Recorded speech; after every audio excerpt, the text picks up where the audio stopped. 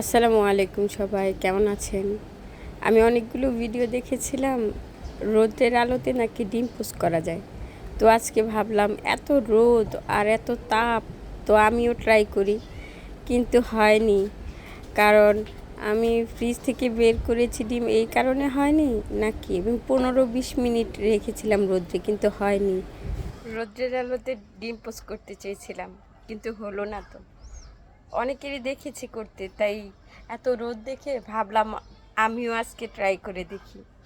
এখন আমি ফ্রিজ থেকে ডিম বের করেছি দেখে হয়নি কি জানি না, এখন খাবার জিনিসটা আমি নষ্ট করব, তাই 15-20 মিনিটের মতো অপেক্ষা করেছি। এখন মেঘ চলে আসছে, তো ভাবলাম চুলায় ডিম পোস্ট করে নিই। তা আর কি, আমার এক্সপেরিমেন্ট জিরো। আমি রোদের আলোতে ডিম ভাজতে চেয়েছিলাম, হলো না। সবাই ভালো থাকবেন।